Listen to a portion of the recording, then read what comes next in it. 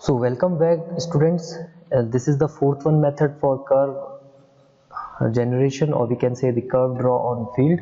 So in this method, this is a very simple one, but this is not a very common, because you can understand after the completion of after the understanding of this method. So this method is known as setting out of a simple circular curve. Setting out of a simple circular curve by successive bisection method, or this bisection is based on the chord, right? So let explain this, how this method is differ from the previous one. In this method, basically we have the same points again, the A and the B. This is the longest chord method. We already cover in the longest chord method, we already covered the A and B are my points on which my circular curve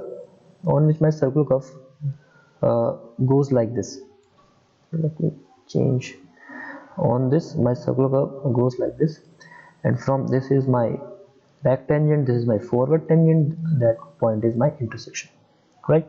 We already covered this one, but in this case I'm just taking the half of this point, which is M1, and I will calculate B1, or we can say I have to find the station B1, and this to identify the station B1 I need a distance x1.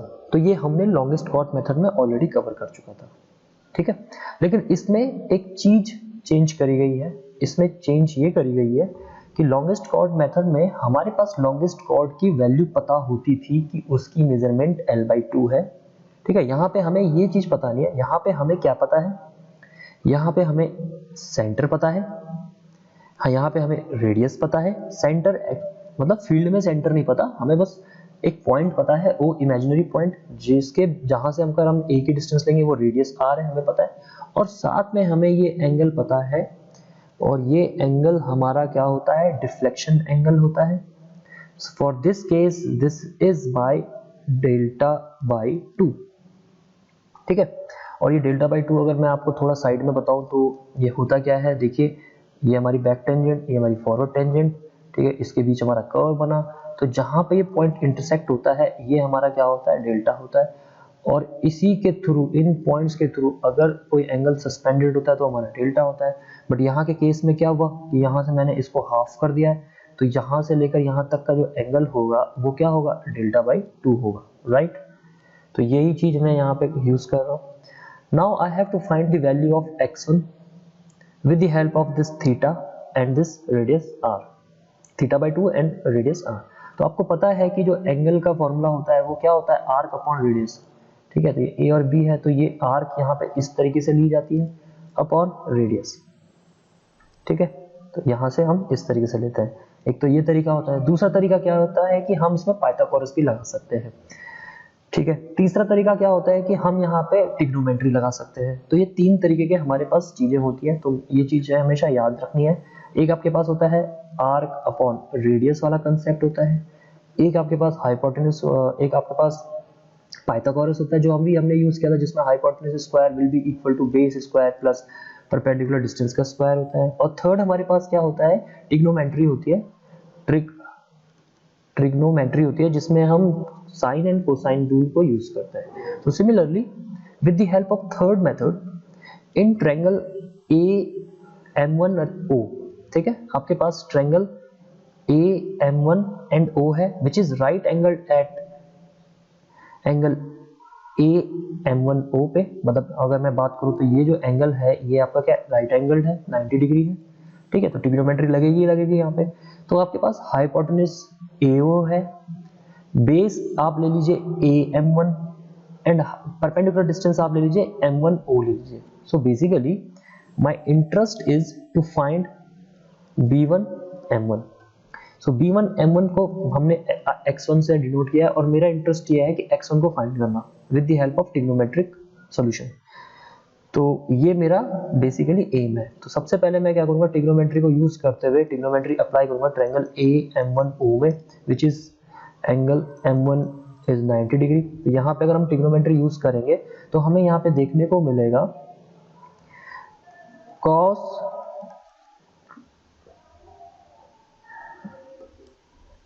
Delta by 2 in terms of, देखो ये delta जो है इन terms of degree में होना चाहिए, याद रखिएगा इस चीज को, जो कि आर्क अपॉन रेडियस होता है ये रेडियन में आता है, ठीक है। तो हम इसे कन्वर्ट कर सकते हैं 180 डिग्री डिवाइड बाई पाई से मल्टीप्लाई करके, तो डिग्री में आ जाता है। तो वो सारी चीजें करने के बाद ये डेल्टा बाई 2 है। तो cos delta by 2 in terms of degree will be equal to m1o divided by hypotenuse which is your AO। तो हम ये कह सकते हैं m1o डिवाइडेड बाय r, और यहां से मेरी वैल्यू निकल गई m1o equal to r cos delta by 2 in terms of degree. Simple, it is very simple. Now what is the value of b1o? b1o is taken as r, क्योंकि b1 जो point है वो भी तो कहीं ना कहीं एक सर्कुलर तो पे जो पॉइंट है वो है। तो जो सर्कुलर कर्व पे कोई भी पॉइंट अगर हम सेंटर तक की डिस्टेंस लेंगे तो उसका जो डिस्टेंस होगा वो रेडियस होगा। तो b1o आपका रेडियस है, that will be equal to b1m1 plus m1o1। अब b1m1 आपके पास क्या है, x1 है जो कि आपको निकालना है, ठीक है। और m1o आप ऑलरेडी अभी लास्ट स्टेप में कैलकुलेट कर चुके हैं, which is your r cos delta by 2 in terms of degree. From here I just calculate the value of x1 which is r minus r cos delta by 2 in terms of degree. So this is my equation first. तो please note this is my equation first. तो इसमें क्या क्या मैंने जो third method था trigonometry उसको apply करके x1 की वैल्यू निकाली, और लॉन्गेस्ट कॉर्ड मेथड में मैंने पाइथागोरस अप्लाई करके x1 की वैल्यू निकाली थी, ठीक है। तो यहाँ पे ये चीज समझ आ गया। अब आपने क्या करा कि m1 से परपेंडिकुलर ऑफसेट्स मारा with the help of tape, x1 distance आपने कैलकुलेट करी है इक्वेशन 1 में, और आपने b1 पॉइंट आइडेंटिफाई कर दिया, ठीक है। अब b1 पॉइंट आइडेंटिफाई कर दिया तो b1 पॉइंट पे क्या होगा, कर्व जा रहा है। तो a1 से b1 अगर आप कनेक्ट कर दें, so this is the another chord, ये एक अनदर कॉर्ड हो गई, ठीक है। अब इस अनदर कॉर्ड को, ये भी तो एक कॉर्ड हो गई, छोटी कॉर्ड है लेकिन कॉर्ड तो है ही। तो इस कॉर्ड को जैसे आपने यहाँ तक, ये तो आपकी कॉर्ड हो गई थी, ठीक है, फिर आपने ये कॉर्ड बना दी। अब यहाँ से भी तो यहाँ एक डिस्टेंस होगी, ठीक है। तो आपने भी इसका मिड पॉइंट पकड़ना है, और यहाँ पे आपने क्या करना है, एक नया x2 आइडेंटिफाई करना है, ठीक है। अब x2 आइडेंटिफाई करना है तो x2 देखो यूनिवर्सल इक्वेशन में अगर हम रखें तो देखिए चेंज क्या हो रहा है, r माइनस r cos। अब ये जो है एंगल चेंज होगा, बाकी तो सारी चीजें सेम होगी। तो ये एंगल क्या है, सस्पेंडेड एंगल है। तो अगर मैं इसको एक्सटेंड करूं लाइक दिस, मतलब इसको मैं एक्सटेंड करूं लाइक दिस, तो ये जो हमारा एंगल है इसको क्या कर रहा है, बाइसेक्ट कर रहा है टू इक्वल पार्ट्स में। यानी कि यहां से यहां जो एंगल होगा वो क्या होगा, थीटा बाई 2 का डिवाइड करेंगे 2 से, तो ये हो जाएगा 4। तो डेल्टा बाई 4 यहाँ पे हो गया। मैं थीटा बार बार कह रहा हूं पर don't confuse, this is the delta by 4।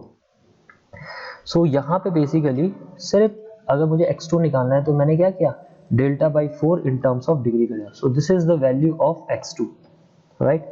तो ये यहाँ पे x2 कैसे आइडेंटिफाई किया आपने, x2 आपने AB1 के बीच पे एक मिड पॉइंट दिया जिसको आपने m2 कह दिया, m2 से आपने परपेंडिकुलर ऑफसेट्स मारा, उसकी वैल्यू आपको नीचे इक्वेशन 2 में गिवन है। तो ये जो पॉइंट निकला, इस पॉइंट को हम ले लेते हैं B2, right. So this is this B2 point again occurs on your circular curve, ठीक है। फिर अगेन आपने क्या करा, फिर से आपने B2 और A को जोड़ दिया, फिर इससे ये क्या हो गया, कॉर्ड हो गया। जैसे ये यहाँ पे देखिए, यहाँ पे आपने इसको पॉइंट को जोड़ेंगे तो ये कॉर्ड हो गया। तो फिर से आप इसका मिड पॉइंट आइडेंटिफाई करेंगे, मिड पॉइंट से फिर से आप x3 लेंगे। अब इस x3 अभी तो बहुत छोटा है, तो x3 क्या करेगा, यहाँ से अगेन मैं दूसरे कलर को यूज कर रहा हूँ, अगेन यहाँ से क्या करेगा, इस एंगल को क्या करेगा, बाइसेक्ट करेगा, और यहाँ से यहाँ जो एंगल जाएगा वो हो जाएगा डेल्टा बाई 8 डिग्री। तो x3 की वैल्यू यहाँ पे basically r minus r cos delta by 8 in terms of degree आया। तो यहाँ पे हमने ट्रिग्नोमेट्री को यूज करते हुए अपने 3 पॉइंट्स निकाले। अब आप देख सकते हो कि जब मैं 3 पॉइंट्स निकाले तो मेरे को x3 को ही डिफाइन करने में मुश्किल हो गया यहाँ पे फिगर में, यानी कि हम यही कह सकते हैं कि this method is cannot use number of time to find the offsets, मतलब नंबर ऑफ ऑफसेट्स आप यहाँ पे फाइंड नहीं कर सकते, सिर्फ 3 बार में ही हमारा फिगर एकदम से खराब हो गया है। तो यहाँ पे इसकी लिमिटेशन यही है कि हम ज्यादा ऑफसेट्स नहीं फाइंड कर सकते। जैसे ये ऑफसेट्स हैं, these are the radial offset, basically this x1 x2 x3 are the radial offsets, ठीक है। रेडियल ऑफसेट्स है, कहाँ से ले रहे हैं हम ये रेडियल ऑफसेट्स, हम ये कॉर्ड से ले रहे हैं, बट यहाँ पे कॉर्ड क्या है, लॉन्गेस्ट कॉर्ड नहीं है, फर्स्ट टाइम पे लॉन्गेस्ट की, उसके बाद दूसरी छोटी कॉर्ड हो गई, फिर और छोटी हो रही है, फिर और छोटी होती जाएगी। तो ये बाइसेक्शन मेथड की कमियां हैं और इसको हम हर जगह यूज नहीं कर सकते हैं। I hope you understand. अगर मैं इस फिगर को, इस वाले फिगर को थोड़ा और बनाऊं तो जो आपका ग्राउंड में फिगर बनेगा, अब मैं वो बना रहा हूं। तो ग्राउंड में आपका जो फिगर बनेगा, आपके पास ए पॉइंट पता होगा और आपके पास बी पॉइंट पता होगा, राइट। उसके बाद आपने क्या आइडेंटिफाई करना है, M1 सेंटर पॉइंट कहाँ पे है, सेंटर पॉइंट से आपने B1 आइडेंटिफाई कर दिया, तो B1 पॉइंट आपने आइडेंटिफाई कर दिया, ठीक है। तो मैं ये बीच का पॉइंट हटा दे रहा हूँ, तो ऐसा आपको दिखाई देगा नहीं, आप बस इसको मेजर कर सकते हो। टेप से मेजर करना है, परपेंडिकुलर ऑफसेट मारना, परपेंडिकुलर कैसे ऑफसेट मारना है ये हम ऑलरेडी कवर कर चुके हैं। तो B1 पॉइंट मिल गया। उसके बाद आपने B1 से A तक देखा, ठीक है, इस तरीके से देखा और यहाँ पे कहीं पे इसका मिड पॉइंट निकाल दिया, ठीक है। अब मिड पॉइंट निकाला आपने, तो इस तरीके से मिड पॉइंट आपका क्या हो जाएगा, M2 हो गया, ये M1 था।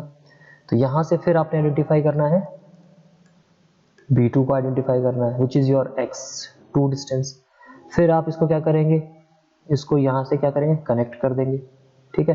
फिर आप इससे सेंटर पॉइंट निकालेंगे विच इज M3, और M3 से आप नेक्स्ट क्या करोगे, B3 पॉइंट निकालोगे। तो इस तरीके से आपके ये 3 ट्रायंगल यहाँ पे बन गए, ठीक है। अब इन 3 ट्रायंगल के जो पीक पॉइंट्स हैं, देखो पीक पॉइंट कौन कौन से हैं, B2, B1, B2 and B3। In 3 peak point को आप किसके साथ मर्ज कर रहे हो, A के साथ मर्ज कर रहे हो। तो आपने क्या करना, फ्री हैंड से क्या करना है, एक सर्कुलर कर्व ड्रॉ कर देना है यहाँ तक। सिमिलरली इसी तरीके से आपका फिगर ग्राउंड पे यहाँ भी बनेगा, ठीक है। तो ये पीक पॉइंट्स को आपने क्या करना है, फिर फ्री हैंड से कनेक्ट करना है या टेप या चेन से कनेक्ट करते हुए जाना है, और उसको फिर आप इसको क्या करेंगे, लाइन पाउडर से या चॉक पाउडर से या कोई भी चीज जिससे आप मार्किंग कर सकते हो रेंजिंग रॉड की हेल्प से, वहां पे आप यहाँ पे क्या करोगे, रेंजिंग रॉड इस तरीके से सेट कर दोगे, ठीक है। तो जब आप रेंजिंग रॉड इस तरीके से सेट करोगे तो आपको यहाँ पे एक कर्व दिखाई देगा। सो this is the final figure, this is the final figure, or we can say this is the final image which can be seen in the field or which can be seen on the ground. So this is all about the successive bisection method.